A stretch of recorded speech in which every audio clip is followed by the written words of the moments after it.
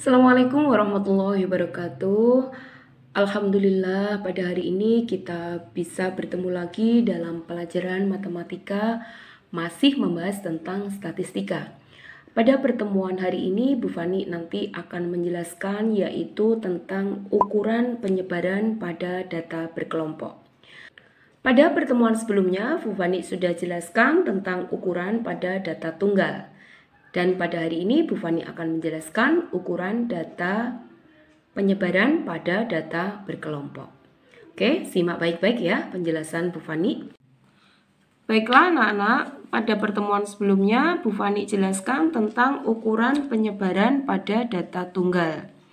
Sekarang akan Bu Fani lanjutkan yaitu tentang ukuran penyebaran pada data berkelompok. Jadi, ukuran penyebaran pada data berkelompok ini ya. Yang pertama adalah simpangan rata-rata.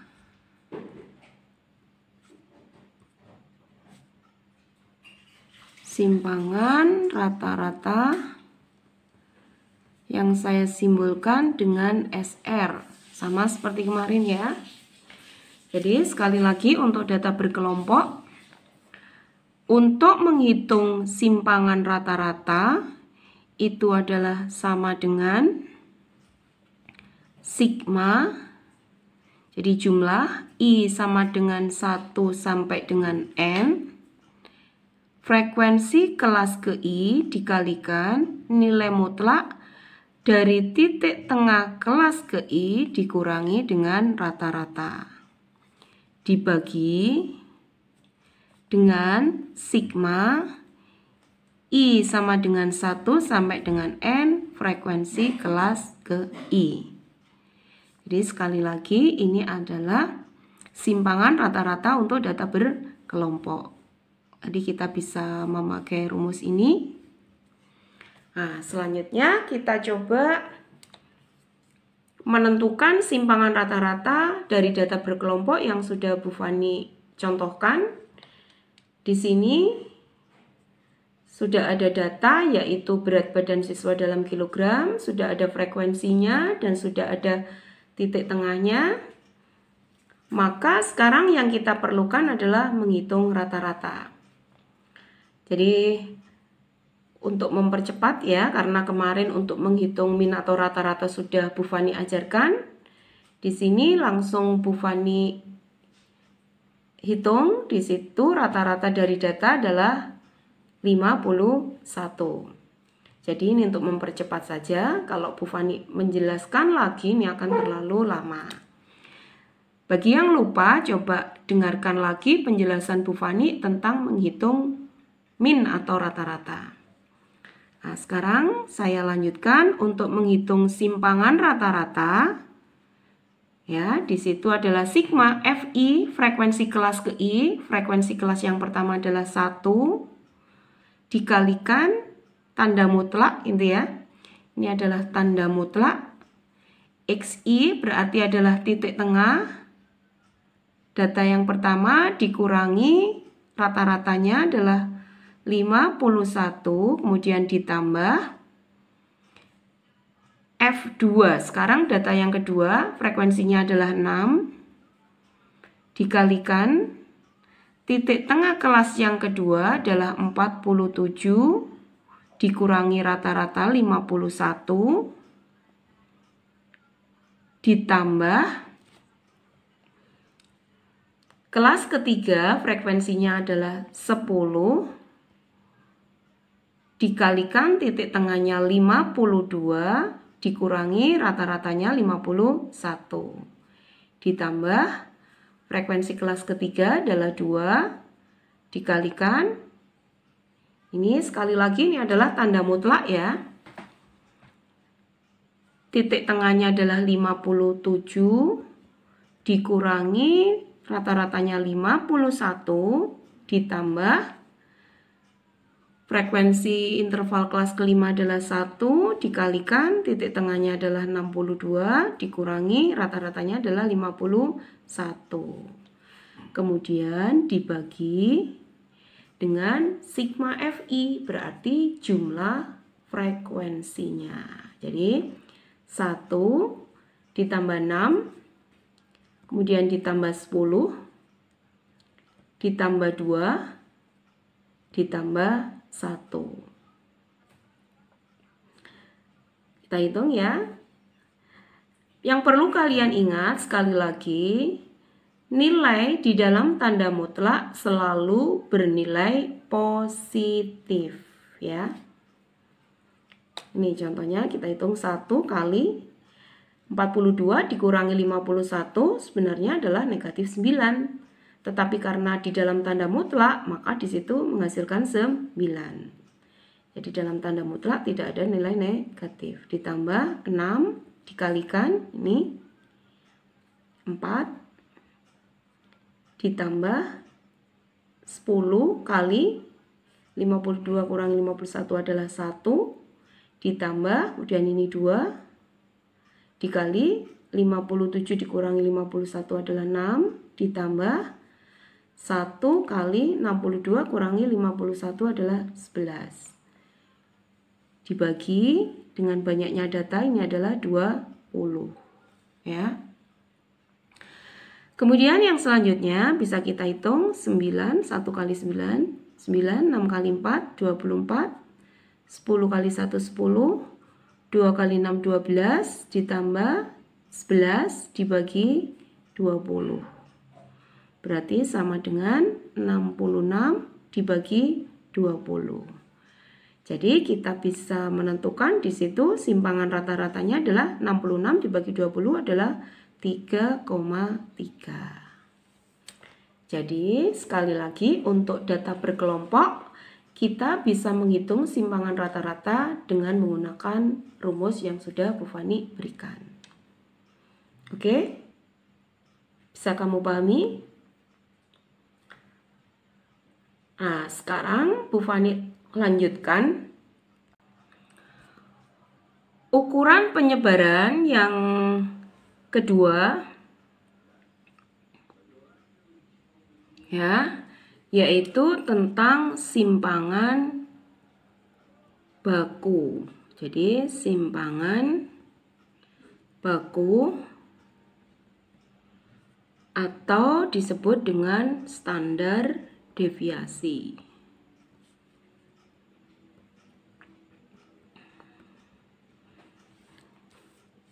Yang di sini saya lambangkan dengan S ya.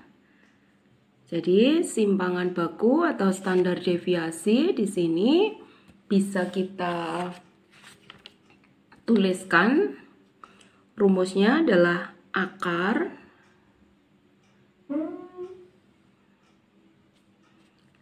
satu per sigma I sama dengan 1 sampai NFI, yaitu sama saja dengan banyaknya data gitu ya, dikalikan sigma I sama dengan 1 sampai dengan N, frekuensi kelas ke I dikalikan nilai tengah kelas ke I dikurangi rata-rata dikuadratkan. Bedanya tadi kalau simpangan rata-rata di sini adalah tanda mutlak. Tapi kalau simpangan baku di sini hanya kurung biasa saja tapi dikuadratkan. Sudah bisa dipahami? Jadi ini adalah rumus untuk mencari simpangan baku. Sudah kalian pahami dulu?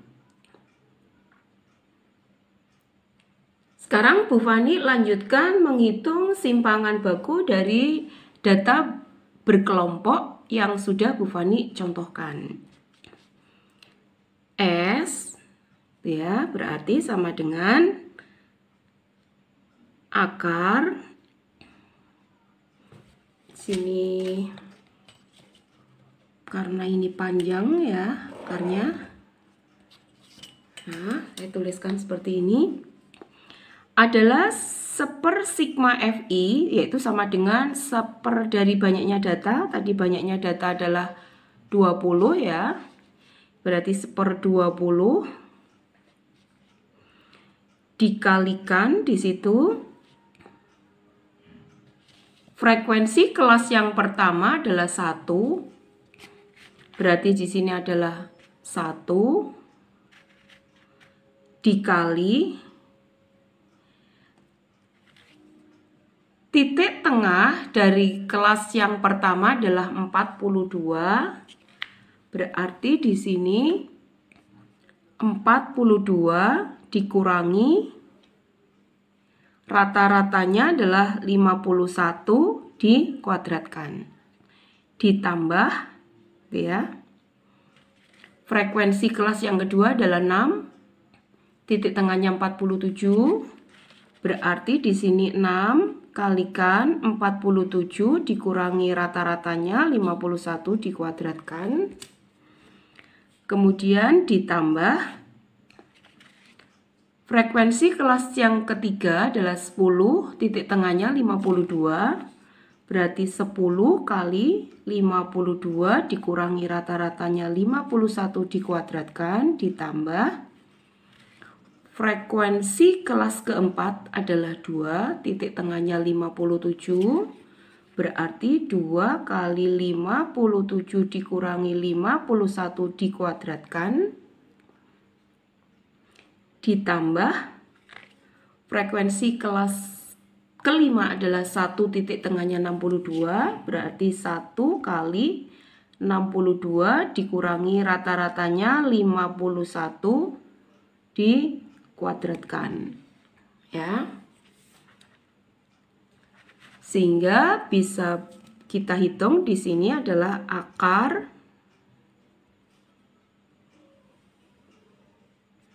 1/20 dikalikan 1 kali 42 dikurangi 51 adalah 9, berarti 9 kuadrat, dikuadratkan ya, ditambah 6 kali 47 dikurangi 51 adalah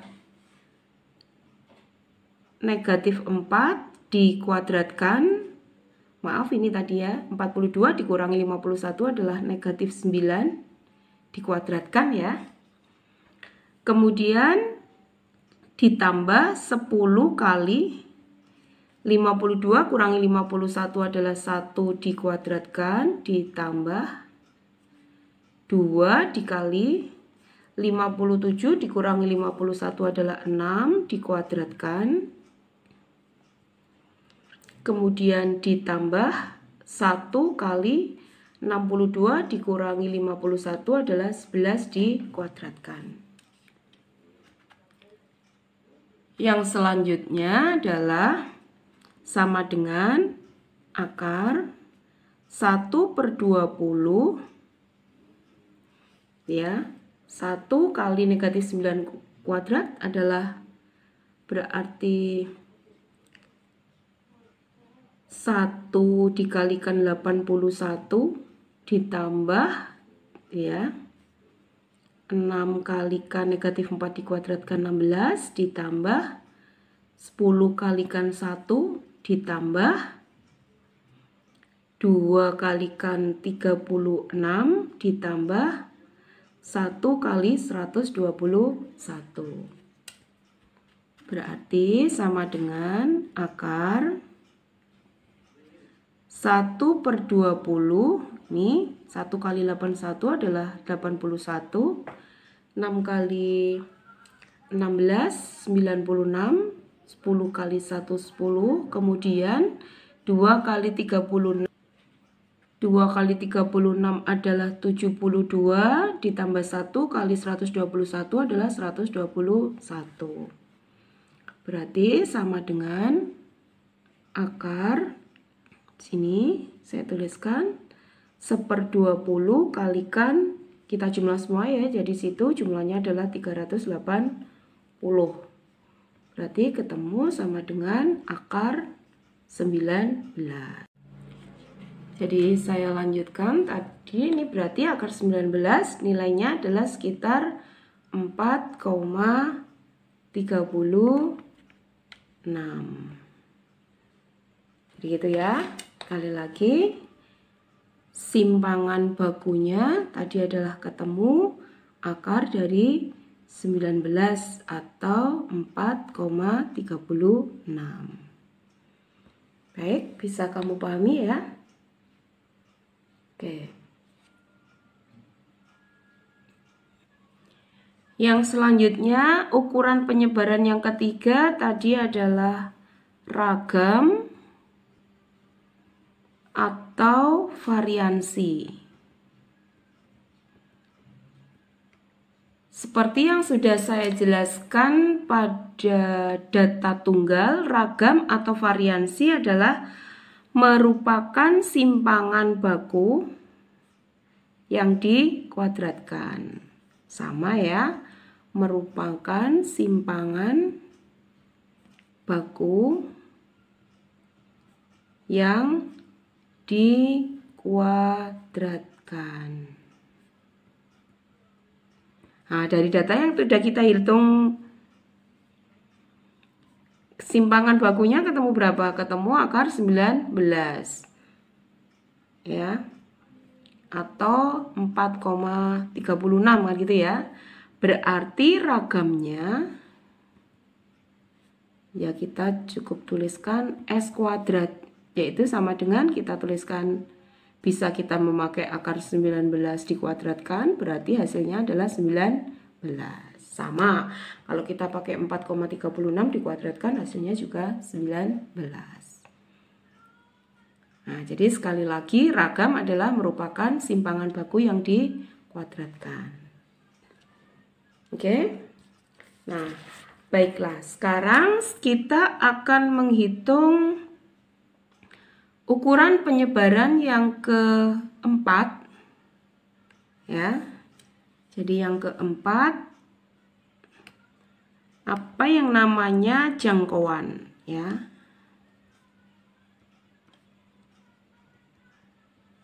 Atau disebut dengan ring, orang menyebutnya dengan ring atau rentangan gitu ya. Pada data tunggal untuk menghitung jangkauan kita cukup menghitung selisih antara data yang terbesar dengan data yang terkecil. Tapi untuk data berkelompok di sini ya, seperti yang saya contohkan, untuk data berkelompok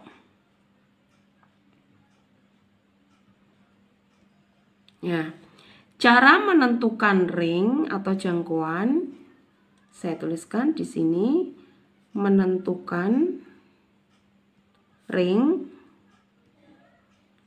itu ada dua cara. Cara yang pertama apa? Cara yang pertama adalah yaitu nilai tengah kelas terakhir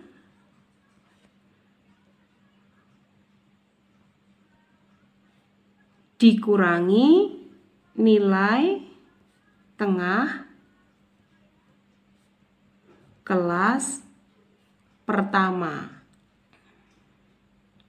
Itu cara yang pertama. Cara yang kedua yaitu dengan cara menghitung tepi atas kelas terakhir, tepi atas ya, tepi atas kelas terakhir dikurangi tepi bawah kelas yang pertama. Nah, jadi kita contohkan sekarang cara yang pertama ya. Kita menghitung ring dengan cara yang pertama. Berarti ringnya berapa? Cara yang pertama, nilai tengah kelas terakhir adalah 62 dan nilai tengah kelas yang pertama adalah 42. Berarti ringnya adalah 62 dikurangi 42 sama dengan 20. Kemudian yang selanjutnya untuk menentukan ring dengan cara yang kedua adalah tepi atas kelas terakhir, ini kan kelas terakhir ya, tepi atasnya berarti kita tambahi 0,5, berarti 64,5 dikurangi tepi bawah kelas pertama. Kelas pertama ini tepi bawahnya dikurangi. Kalau tepi atas ditambah 0,5, kalau tepi bawah dikurangi 0,5. Berarti nilainya adalah 39,5 sama dengan 25. Nah, sekarang mungkin kalian bertanya-tanya, loh Bu, rank menentukan yang cara pertama dengan cara yang kedua, nilainya kok berbeda? Nah, sekarang saya beri catatan ya di sini, bahwa dari dua cara ini, hasilnya gitu ya. Jadi perlu kalian ini catatan sebagai catatan ya. Dari dua cara ini hasilnya berbeda. Tetapi di sini diharapkan dapat memberikan gambaran, jadi memberikan gambaran perkiraan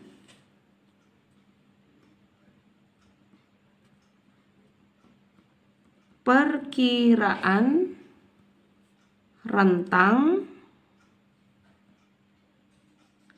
dari sekumpulan data. Jadi kalaupun hasilnya di sini berbeda, tidak masalah ya. Karena itu cukup bisa memberikan gambaran kepada kita tentang rentang dari sekumpulan data. Oke, bisa dipahami ya. Jadi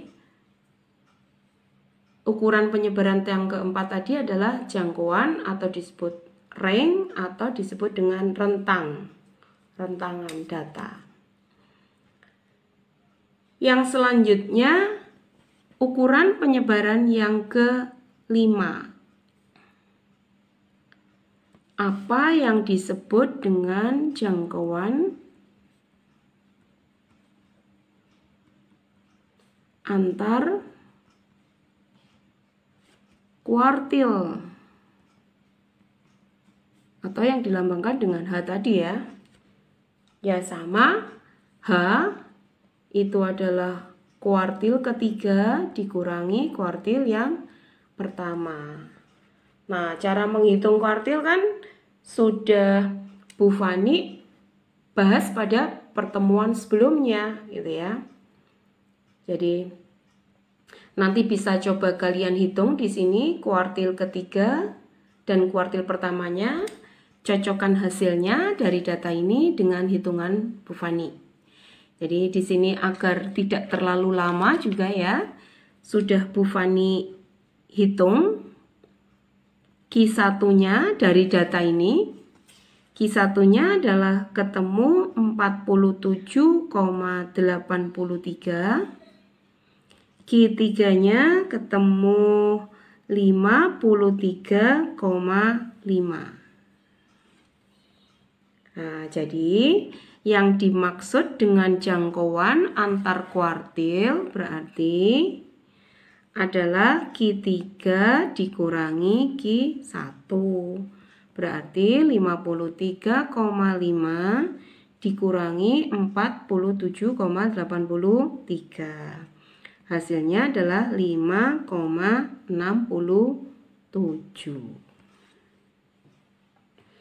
Oke, coba sekali lagi ini untuk mempercepat ya. Jadi kalian hitung nantinya Q1 dan Q3 dari data yang Bu Fani contohkan ini. Oke, bisa dipahami? Nah, sekarang Bu Fani lanjutkan yang ke-6. Jadi ukuran penyebaran yang ke-6 yang disebut dengan simpangan kuartil.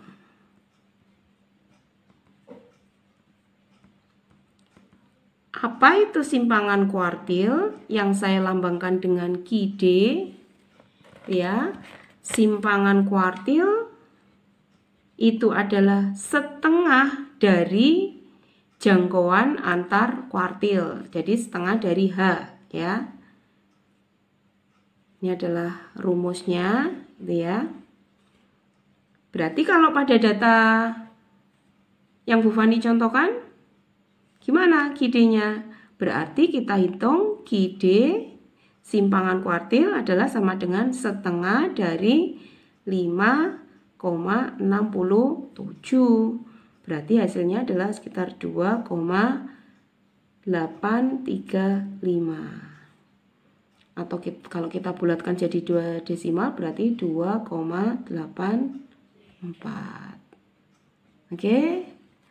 Nah, anak-anak, Bu Fani sudah selesai menjelaskan yaitu ukuran penyebaran dari data berkelompok. Oke anak-anak, hari ini Bu Fani sudah selesai menjelaskan tentang ukuran penyebaran data berkelompok. Jadi penjelasan Bu Fani, saya harapkan kalian bisa memahami dengan baik dan menerapkan soal-soal dalam kehidupan sehari-hari. Baiklah anak-anak, materi untuk statistika Bu Fani anggap usai karena mulai dari pertemuan yang pertama yang Bu Fani jelaskan yaitu tentang ukuran pemusatan, ukuran letak, dan juga ukuran penyebaran sudah selesai kita bahas. Jadi sampai jumpa lagi dalam pertemuan-pertemuan selanjutnya. Oke, assalamualaikum warahmatullahi wabarakatuh.